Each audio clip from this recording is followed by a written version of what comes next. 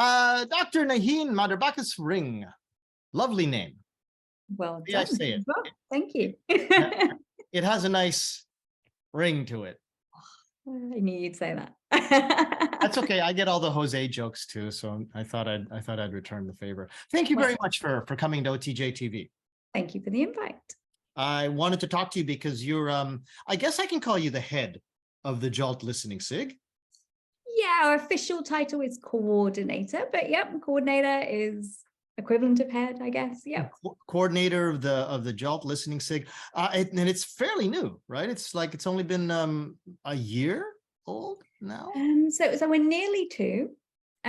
So we started off in February 2021, and it was slowish to start because obviously you do need to get all, the officer positions set up. You need to think about what kind of direction you want to go in with events and maybe conferences and things like that. And then, of course, liaising with JALT a lot just to kind of know what is involved in a special interest group. So was it hard setting up the SIG, or was it, perhaps I should ask, was it as much work as you thought it would be, or less or more?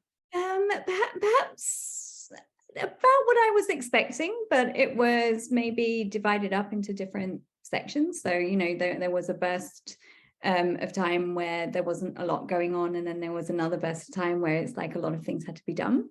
So I was well supported by the JALT team. So there's like a SIG liaise, Grant Osterman, who's been with us from the very beginning. He's a great guy. So I was talking to Grant even before we'd set up, and he was running me through, what was required in terms of setting us up, what we needed to do, what were the kind of, not expectations, but what a SIG does. Every SIG is different, so that kind of gave us ideas. So that was the first step, and then after that it was thinking a little bit more about who were going to be the officers, who would be the best role for which position, and also just maybe thinking about what maybe commitment time was needed as well. So that was a lot of the first year. So we were just maybe working out who did what, when they had time to do it, that kind of thing. So it goes maybe into a whole process, and then you're kind of voted in. So you need to present yourself to the other JALT chapters, the other JALT SIGs. And then after that, then, there's a whole lot of other support in terms of, okay, how do we set ourselves up now? So then you can meet the director of treasury, you can meet the director of membership, and they kind of help you in terms of setting that up for your SIG. So yeah, it's well supported. I would say the first 6 to 9 months after you kind of get your SIG accepted, so to speak. It takes a little more time to kind of learn those practices, but then once you're in the system, then for us, we've got our website set up, we've got our events set up, and that makes things easier with the years that follow. How many people in the SIG now? So we've got about we change between like 25 to 30 members, because obviously there's a bit of flux with members changing their SIGs and things all the time. So we do have our own kind of officers, our chairs. That's been quite a solid team. So we can be in place like between 2 to 4 years, and then we need to be voted in by our fellow members. And then our other members have also been quite visual, and they've been able to, and vocal, I should say, in terms of letting us know like the kind of things that they want. So we were able to kind of organize and run our first listening conference this year in Kyoto. So that was together with Kyoto chapter and Kobe chapter, which was good fun. And we had about 50 people in all kind of turn up, attendees and presenters as well. So we were really, really happy with that, at that time, just being a year and a half old and having our own conference, which was great. Yeah. So we're hoping to do that again next year. 50, I don't remember the last time, or if I've ever actually presented live in front of 50 people. So that's a pretty good audience. We had the 2 rooms because of social distancing, but you know, that we were it was nice to have a face-to-face event after so long as well. So why did you choose listening to create a SIG? The listening SIG itself, what did it see that wasn't being handled in the other SIGs in terms of listening that it wanted to actually try to promote as its own SIG? Why basically bring together the listening SIG? Well, I mean, we've got about 30 or so SIGs with JALT now, and a lot of different areas. So of course there's reading, there's teachers helping teachers, there's a lot of different types of SIGs there. So with ours being one of the main core skills, it kind of is a question whether, you know, it's too broad almost. But with the listening SIG, what we try to do is we think about, okay, what are perhaps the concerns or the problems that teachers have when they're teaching listening? And we also want to think a little bit more about our learners and, you know, the problems that they have to deal with as well. So one of the main fundamental ideas of our listening SIG is that we want to be quite practical. We want to be able to bring teaching ideas for our members, for any potential members that want to help about how to kind of teach listening with their students of any age in any context. And we think that, you know, we just want to make listening more accessible. Of course, there's a lot of literature out there. There's a lot of different theories, concepts. It's something that I've myself have studied for a long time, but it can be overwhelming and it can be scary, you know, almost scientific in some cases. So what we want to do is really break that down and be able to bring that into the classroom for both teachers and learners. What do you think right now, considering what you would say is the sort of normal approach to listening by most educators? And let's say, I don't know if we have to limit it to university classes or high school classes, but you can demarcate where you want to start. But like how listening is taught in classes now versus how you think the research that maybe not everyone is aware of is pointing to as a better way or a newer way to teach listening? I think the best way to approach that question then is maybe thinking about what are, first of all, the traditional ways and maybe just how listening has changed more recently. So traditionally, I think if you open any textbook or if you do have a look at any kind of fundamental literature, it will suggest that you need to have before listening, while listening, and after listening.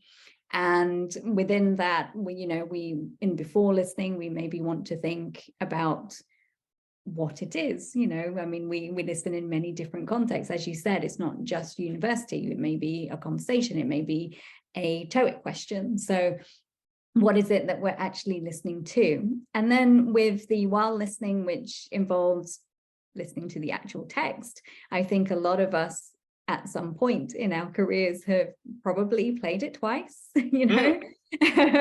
We've maybe stopped it in the middle and asked our students for the answers, and then played it again and then asked them for the answers to the questions again. So that's maybe traditionally what we do with kind of playing the text. And then after listening, sometimes we don't have time because we've run out of time. Or sometimes maybe it will be time, so then we can check those answers together or something like that. Perhaps maybe some time to discuss it.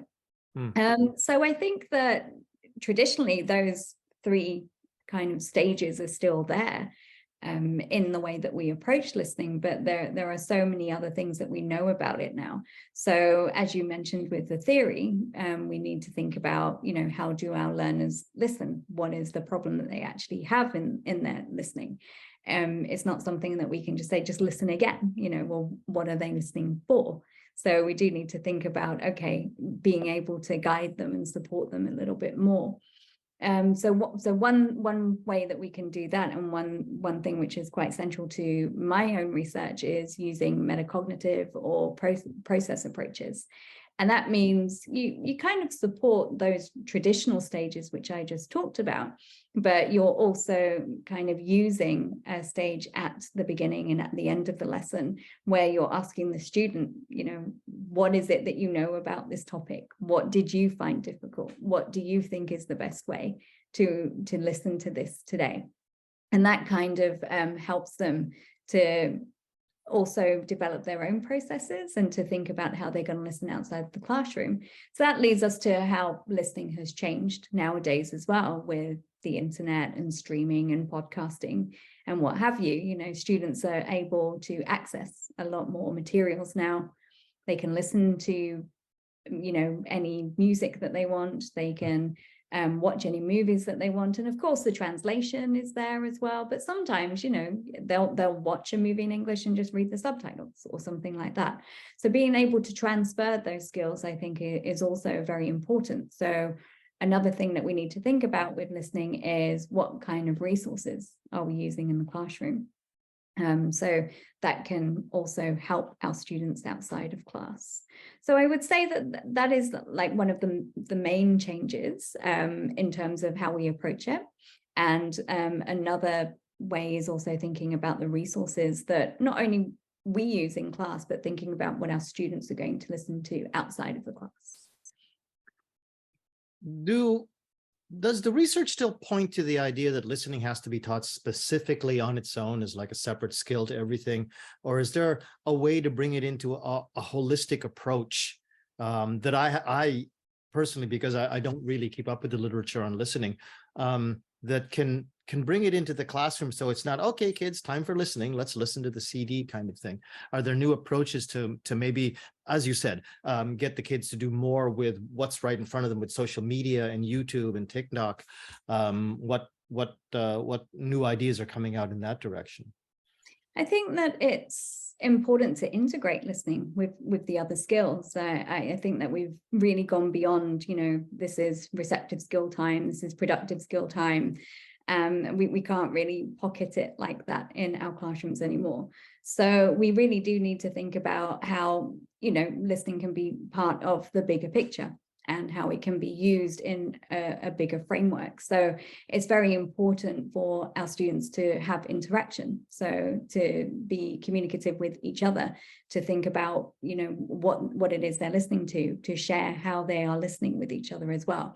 And if that does lead on to reading about the speaker before they actually listen to something, or writing a summary after they listen, or writing notes while they listen, it's a great opportunity to kind of bring in the other skills while they are doing their listening activity as well. And that kind of fits in with a lot of Japanese-based teaching, where we've got content-based learning, we've got CLIL, and so it kind of fits in with that framework where we're able to use kind of these real-life resources and really be able to integrate all of these skills that our students can learn in a 75-minute, 100-minute class.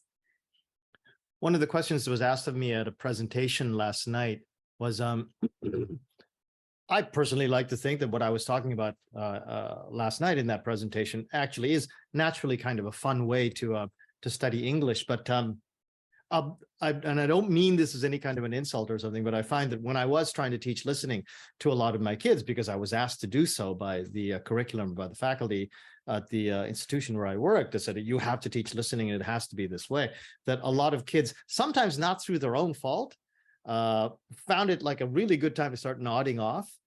And the question was, how can I make my stuff a little bit, or how can I make sure that not only this, what I was talking about, but like my classes can always be more fun and exciting. And I'll be honest with you that one of the reasons why I didn't like to teach listening in that way at that school was that it almost induced the kids, like they almost thought, oh, I'm going to try to stay awake, but like it's so hard to stay awake.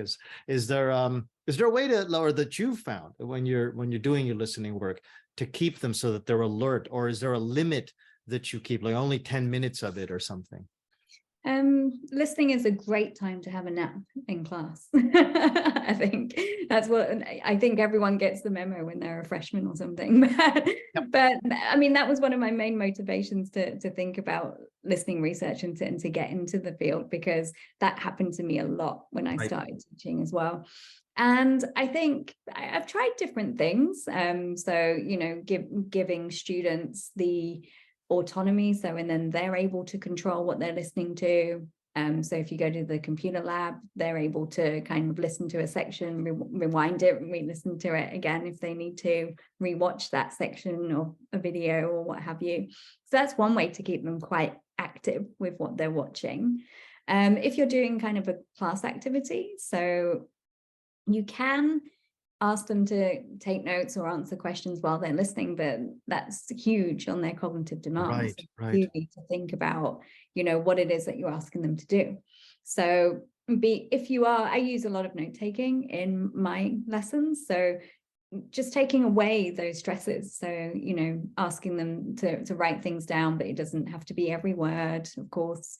Don't worry about spelling mistakes, interpret things your way. We're kind of moving more into translanguaging into the classroom now. So even being able to write notes in their L1, it's something that I'm kind of like on the fence about, though, in terms of just in case they are interpreting things wrong, or, you know, they write something down in their L1 and then in L2 it's different and what have you. But, you know, that it is kind of a method that's being tried and tested. So it's something that I want to look more into. And I think just being able to have an end goal as well. So, you know, if the students know why they're listening, then that will keep them alert while they're listening. So if they know that they need to answer questions, or there's going to be a quiz, or they need to use that for discussion notes. So if they know what's coming afterwards, there's no need for us to keep it as a surprise. If they know the end goal, then, you know, they can prepare better for that and they can think more about it. You also mentioned the timings there. So I would be hesitant to have anything which was kind of over 15 minutes. And, you know, that would be for kind of a high level as well. There are different ways that we can maybe attempt to grade listening text. Obviously, we have texts in listening textbooks, and we are able to grade ourselves if we look at the vocabulary or we look on certain educational websites. But I think, you know, just say our shortest lesson for some of us is like 50 minutes. You don't really want something which is going to be more than 6 or 7 minutes with the potential of having to play it twice. That's 15 minutes of your lesson gone. So you do need to also be able to think about what you're going to do before the listening and what you're going to do afterwards, in terms of bringing in those other skills to integrate it in a balanced manner, as we discussed before. Why don't you take us through what, I mean, you sort of try to integrate listening into all of your lessons now at university? It depends what you're teaching. So I teach also just reading classes, which can be difficult to bring that into. There are some strategies which do kind of work and are interchangeable. Of course, it changes a little bit for a reading skill compared to a listening skill. But for example, if you're looking for notes in reading and keywords, you can still teach that concept, and that can be brought over to listening in terms of listening out for keywords. So I would say in an outright reading class, of course, that's kind of what we're doing. I mean, they're listening to each other when they're talking about their reading summaries and things like that. So I'm able to integrate listening that way. Speaking and listening tends to lend itself better and more easily in terms of if you want to bring listening into your class. So being able to listen to prompts or listen to models of whatever your speaking tasks are going to be is a good way to kind of mix that receptive and productive skill. So what I wanted to get you to do was take us through a typical kind of listening session that you do now. I mean, with what you know and what you think you've gleaned from your experience studying listening, how do you like approach it? And maybe even tell us about, you know, your choice of material, what you look for in a textbook. If you want to always use DVDs, or if it's okay with you that it's just MP3 audio only tracks. How do you teach listening? So let's talk a little bit about textbooks and then choosing our own materials, because I think those are perhaps the two most common kind of resources that we use. So with textbooks, it depends if you're using a listening only textbook, or if we have a 4 skills textbook, then you've got a listening section. So it's a good idea just to see what kind of skill is in there and whatever the skill is. So listening for gist, listening for details. If we're looking for keywords, writing notes, there's a lot of different skills which are presented in these textbooks. I think it's important to really obviously teach the students what it is that the skill or the strategy that the book is presenting. As I said, if they know what's coming up and what they're expected to use and how it's important and why it's important, then that's going to be more useful for them. If they're just saying, okay, we've got to listen out for this word because it's in the title as well, it's not going to make any sense. Whereas if we get them to think about the particular topic and then together think of 10 words which are related to that topic, then that's going to be more useful for them in terms of when they're actually listening. For more lower level students, I mean, we often have comprehension questions, true or false questions, multiple choice. It's a good idea to kind of let them recognize what the answers are, to even predict or guess what the answers could be just from their own knowledge, first of all.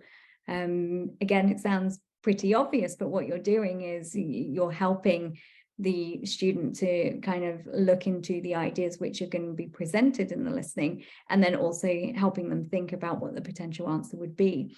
And what we're doing there is encouraging the student that making a prediction, which is an all-round skill, is useful, and that their prediction can be incorrect, that's fine. But just being able to kind of jump into thinking about what that particular answer is a very, very good strategy that they can use before listening. And I think, especially with textbooks, when we get to the after listening point, so we've talked a little bit about what we can do while listening, but in after listening, really getting them to either talk together or think about the answers that they have themselves. So I understand sometimes we have quite shy students in our class, so being able to write a reflection or being able to even just write 1 or 2 sentences, even in their textbook, on a separate journal, on a blog. I mean, there's so many ways we can do it now, about why they think they thought about this idea, why they think that the answer was different. It gets them to think about these decisions that they're making, which is something that they can also bring outside of the classroom. So we can still be quite interactive with the textbook and get them to think about their listening without kind of deviating too much away from what skills and strategies are in there, because sometimes they are course components which we need to kind of, teach our students because they're going to be on the test or what have you. With resources, it depends how much flexibility and time you have with your lessons and with your courses. I tend to use resources which are major related or SDG related, simply because at universities I'm teaching different majors. So being able to use stories which are covering any of those topics or something which is going to be in their major is usually how I select my own. Depending which levels I'm using, I've used a lot of different resources such as TED Talks, Breaking News English. With the high levels, we even look at CNN and NHK as well. So even just using news stories, and it gets them that structure, which they can have a look at how information is presented. There'll be academic words in there as well. There'll be topic related words. So it keeps it quite educational. And then it's something that, students are in control of. They can look for their resources and they can control their listening, and hopefully do that outside of the classroom as well. Well, okay, I'll shelve that question because I have a separate question that I was lining up while I was listening to you speak. Are there any methods that you think that really, just don't do that anymore? Just put that on the shelf. That's more than a little old-fashioned, and here's a much better way to do it in terms of listening. For example, listen to this paragraph and fill in the blanks, kind of thing. I don't know if that's a good thing, that's a bad thing anymore. I'm really very much a newbie when it comes to sort of discerning what is good and what is bad in listening. I really don't teach it very much. I'm more all about speaking. But do you think that there are any things that are taught in the name of speaking that really should be shelved because there's a better way to do it? I'd be hesitant to say that X and Y are really, really bad, just in terms of all teaching contexts are very, very different, and your students are all very different. So I would say sometimes we do just need to have what you've described as quite product-based level activities. So these are going to focus on vocabulary. They're going to focus on our very basic comprehension of what we've listened to. And sometimes students need that. You know, I mean, the best way to think about listening and how difficult it is just think about a language that you have never studied before, and think about listening to something there for about a minute, and it's like, okay, I wouldn't know where to begin. So it's a good idea maybe to just think about, okay, if you don't know where to start with those gap fills, start with those matching activities, see how easy, how difficult it is for your students. And, you know, there's other ways that you can present that if you feel that you want to get away from those traditional type of methods.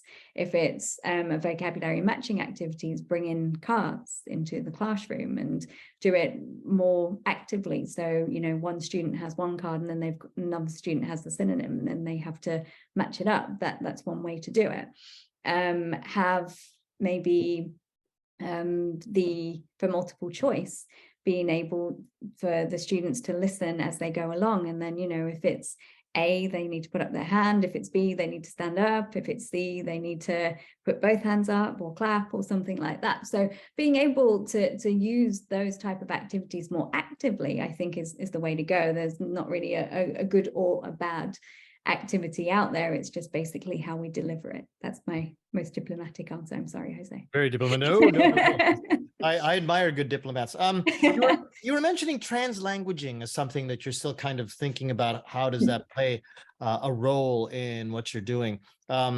What other things do you see as sort of like upcoming issues in terms of listening as it's taught, or how it might be taught in the next 5 years?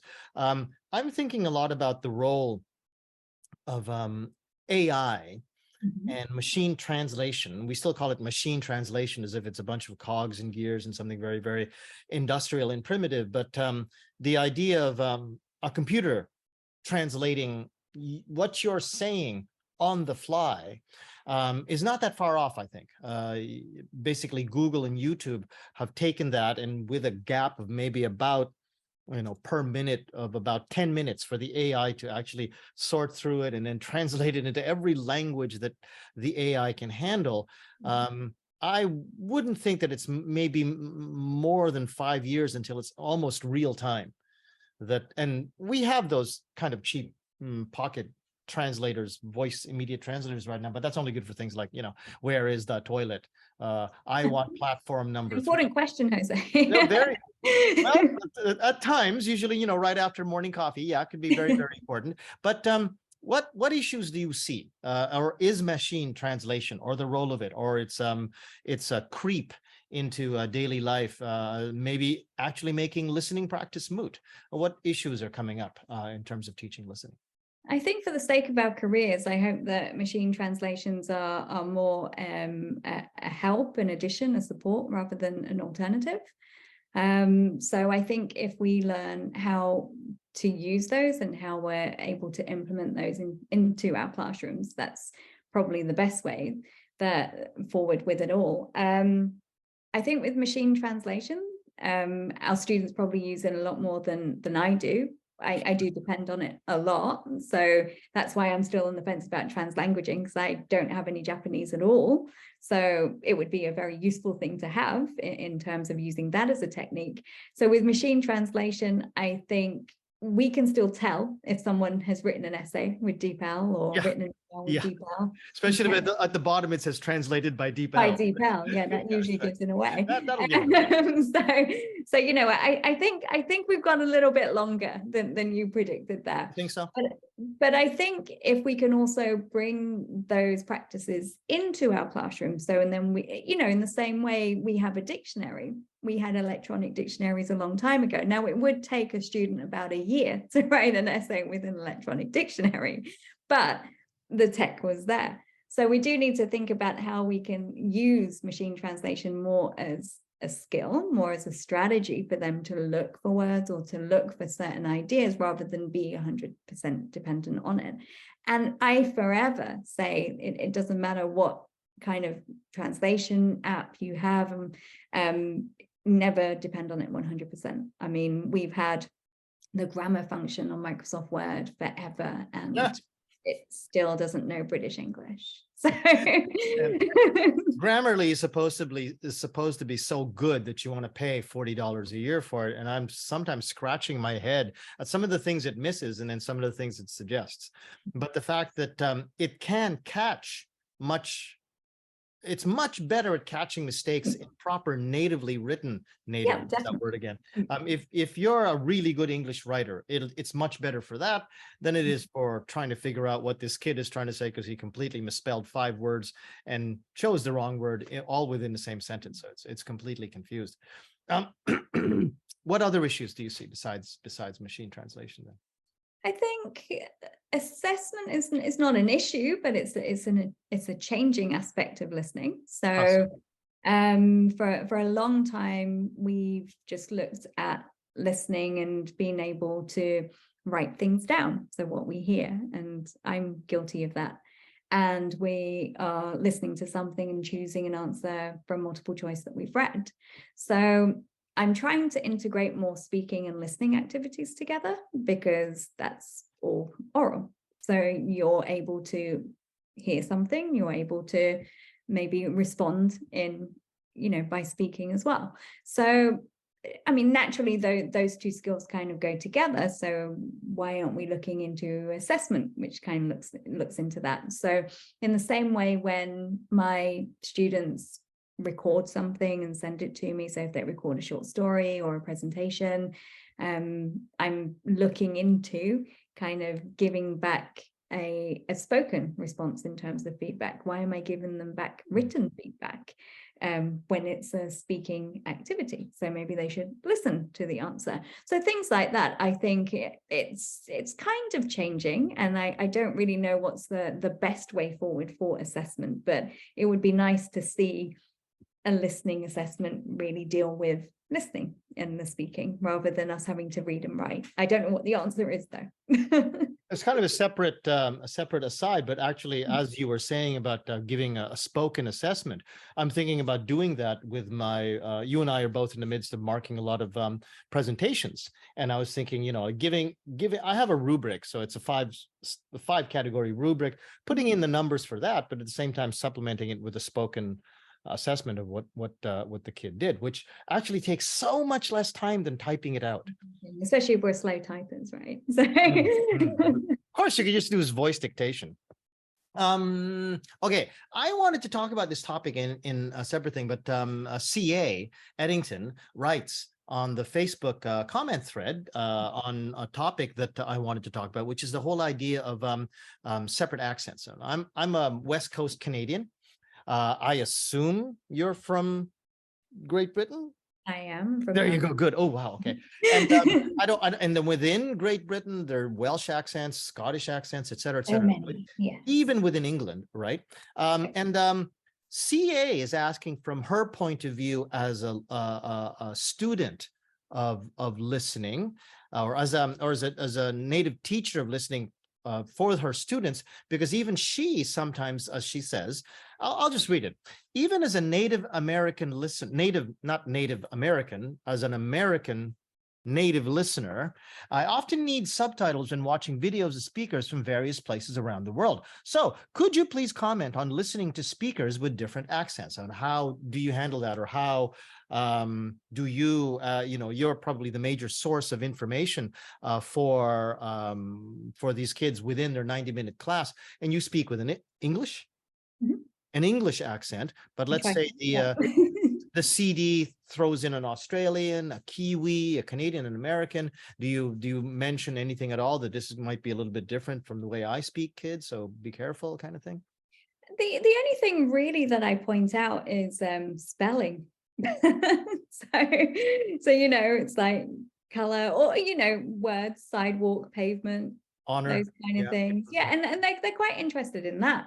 I don't make a big deal of it, to be honest, because I know that there's a difference. So the previous teacher from last semester probably had X accent, and I've got a British accent. So the only thing that I find is it takes a little while for them to get used to me. So maybe 2 or 3 weeks into the course, you have to enunciate a bit more. You have to maybe say things again just because they're getting used to your accent. In terms of resources, I do try to choose a range of accents. It's good to expose students to different types. So those websites that I mentioned before, you can get the American accent, you can get the British accent. Breaking News English is great for that, because you've got a choice of North American, British. So you could even kind of change that or give the student the choice. So again, I think that as they become more competent listeners in their L2, they perhaps become more confident listening to a range of different accents. But I mean, I think that's just part of life now. Whatever you're going to watch on YouTube or online, there's just going to be a range of accents. And, going to learn English with different teachers in the classroom is the same thing. So what kind of advice would you give to a student if they came up to you and said, Dr. Madarbakar-Ring, I really like the way that you speak, but I have a real problem with, people from Southern American states like Tennessee or Louisiana, and I'm going to be going to work there, I hope, with this company. What should I do to understand? Because, it's just so hard for me right now. So familiarity is a good thing. So being able to kind of watch movies or listen to interviews with, their most favorite celebrities who are from that area would be a good way. And then aside from accent, as I mentioned, you've also got what the dialect is. So there's always going to be different, types of words or phrases. In the same way in Japan, you've got, your Kanto Ben, you've got your Kansai Ben. So they do understand that in different English speaking countries, even there's a variation. But I think familiarity is the best way to kind of get your ear attuned to that particular accent. But it does also help if you know certain phrases and things like that as well. So it's a matter of just pounding in those hours, or maybe minutes at least, of listening to that particular accent, you would say then? It is. My husband's family are Irish, and even now there are certain members of the family that I don't understand. It's just life, I'm afraid. Don't you wish you could have AR goggles and there'd be subtitles right underneath? I need to use DeepL when I go visit them. What can I say? You were mentioning before about how, in the classroom, and this is something that I find myself doing when I do speak more lecture style to the students in English, that I find myself, okay, I'll step back a bit.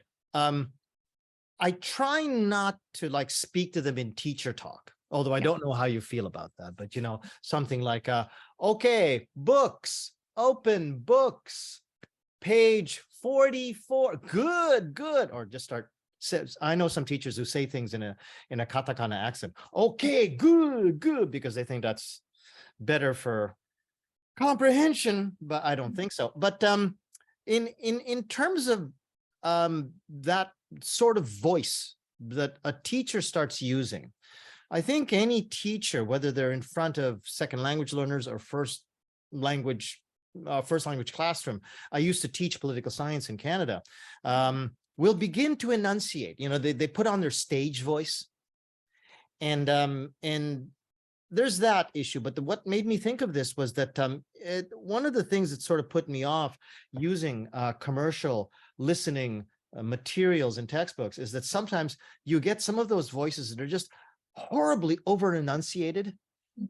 And you know, it sounds like it's designed to be understood by listening students.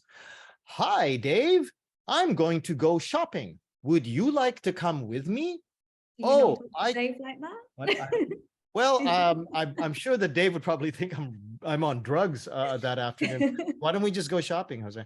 No, I don't talk to Dave like that, and I don't know what you think about those sorts of listening materials. But do you consider those to be any? I've always thought that putting that in front of our kids and telling them, okay, let's get used to this accent, let's get used to this rate of speaking, did them a bit of a disservice when it came time for them to actually go and listen to real native conversations out on the street. Or even in the case of Hollywood movies or Hollywood TV shows, of course, they're enunciating for the microphone, and they speak to be understood. But especially in a restaurant or a diner or on the street or with a cab driver, some of these students will not be ready, I think, if all they ever get is that over enunciated sort of material. But what do you think?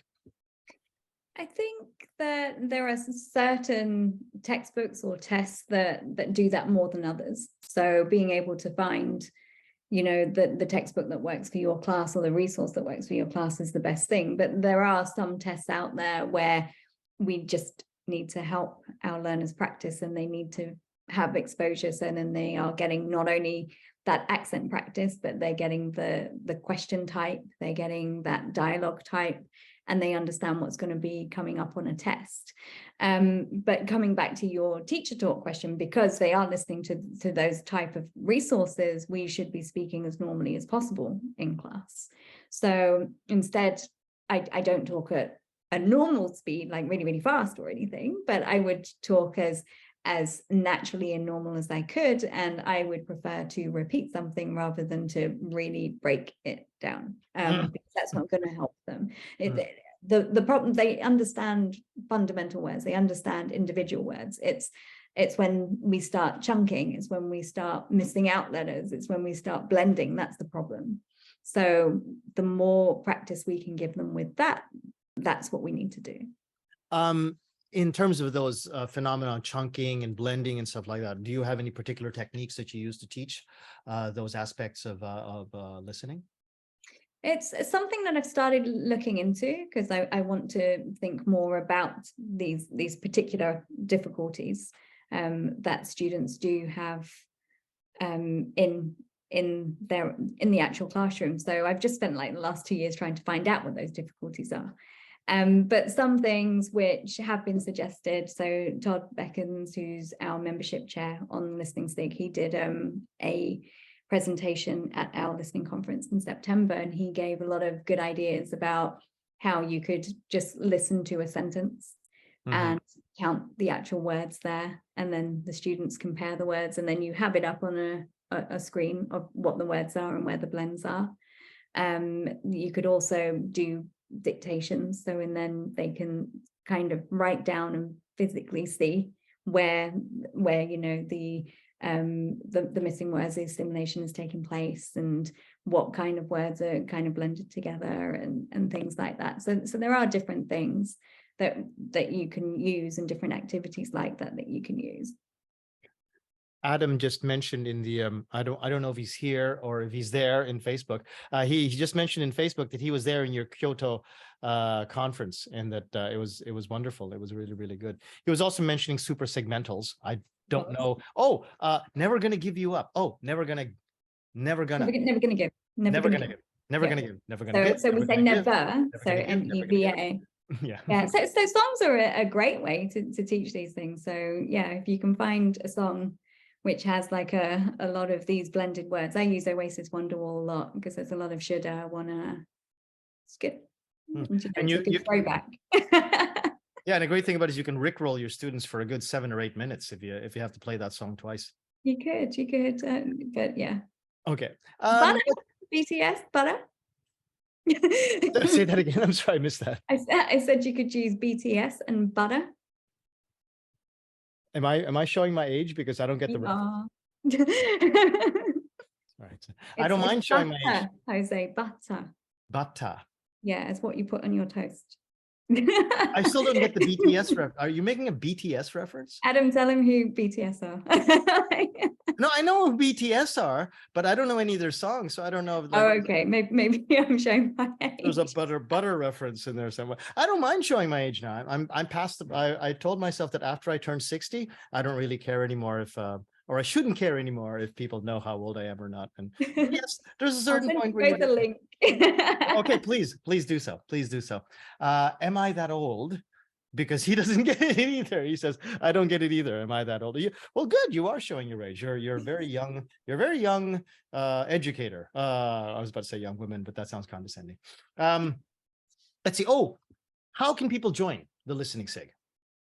So we can join the Listening SIG a couple of ways. So you can go to our JALT.org website. So if you go to JALT.org and then just type in listening, you'll find our page, and then there is a join function there. And you can also go to our WordPress website. So I believe if you Google Listening SIG, it will come up because our actual website is jaltlistening.wordpress.com. But if that's too difficult to remember, yeah. Oh, thank you. Yes. So let's type in listening. And there you go. There's their conference from this year, and yes, this would be it, right? Yeah. There we are. So you're able to join if you scroll to the bottom. And the new members can join here. Okay. Here you go. Okay, good. Okay. And what have you got lined up now that you've got the conference down? Is the SIG looking for the next event, or maybe taking applications for presentations or anything? Yeah, so we're pretty new, as you mentioned at the beginning. So we're always welcoming new members. Members will receive our newsletter, which we send out every 2 months, which is just kind of our SIG news and what we've been up to and what we're planning. We send out some resource links and ideas depending on the time of year. So ones that help you with assessment, ones which educators have created themselves. So there's a range of websites that we send out to our members and on the newsletter as well. We tend to have 3 events a year. So we are at PanSIG and we're at JALT International as well. PanSIG is in May next year in Kyoto, and JALT is going to be next November in Tsukuba. And we're also looking at arranging our next conference. We don't actually have details yet. So we're hoping to find a venue and to look for a date. So all of our officers are working together, but we're hoping that it will be around the same time as it was this year. So it was in September this year, so perhaps a little bit earlier. So we're just taking on board the feedback from all the attendees and just trying to find like a date and a day that will be more suitable. So yeah, please do look out for it. There's nothing to report on yet, but we are organizing a conference for next year. And how about you? What are you up to? What's your next gig? You got a presentation coming up? Got a publication that's about to come out?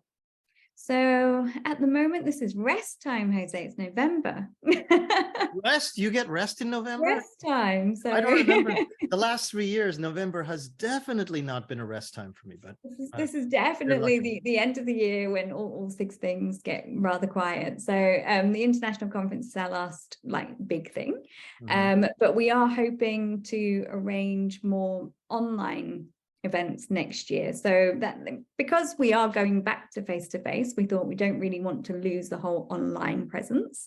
So we are hoping to have a social for our members, maybe 3 times a year. And we're also looking at asking and inviting some international presenters to also present online, just so, and then we have a range. So in our face-to-face conferences, we can have people from around Japan.